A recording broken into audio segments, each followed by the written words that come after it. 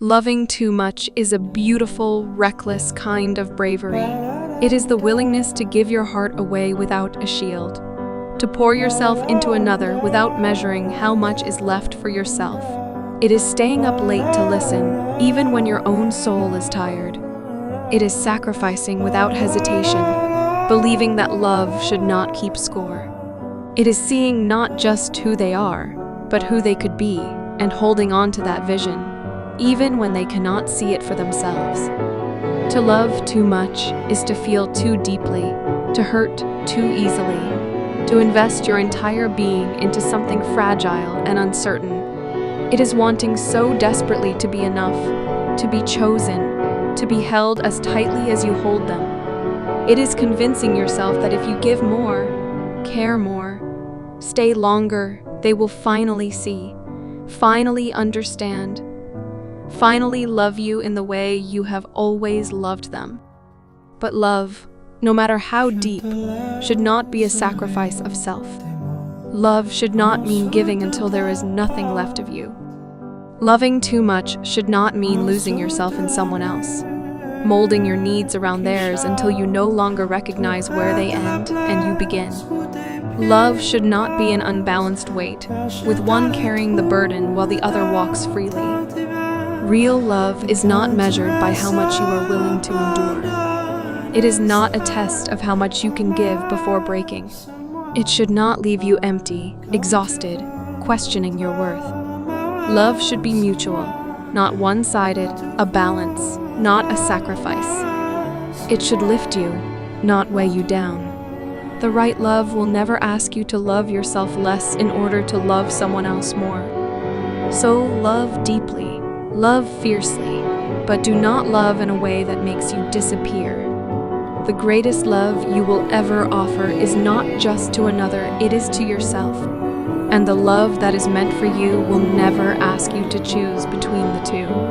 Loving too much is both a gift and a curse, a heart that beats too loudly, a soul that feels too deeply, a love that overflows even when there is no place left for it to go. It is a kind of beautiful recklessness, an unwavering devotion that does not ask for guarantees or conditions. It is seeing the best in someone, even when they show you their worst.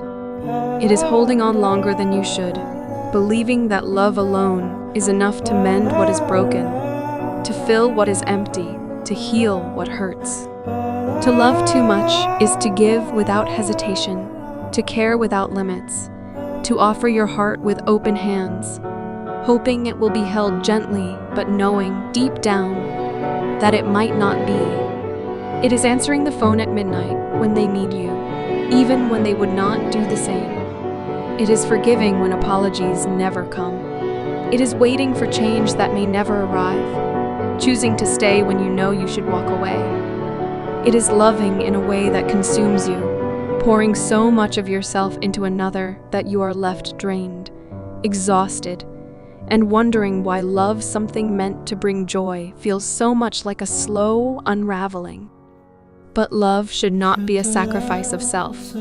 It should not require you to shrink, to bend, to break, just to make it work.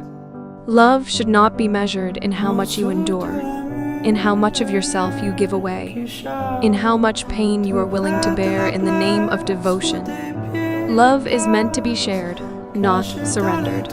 It should be a place where two souls meet, not where one loses itself in the other. To love deeply is a rare and beautiful thing, but love should never be an endless battle to prove your worth.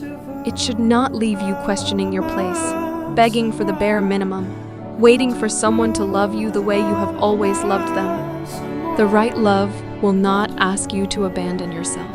It will not demand your silence when you need to be heard. It will not expect you to carry the weight of the relationship alone. So love, but do not love in a way that makes you disappear.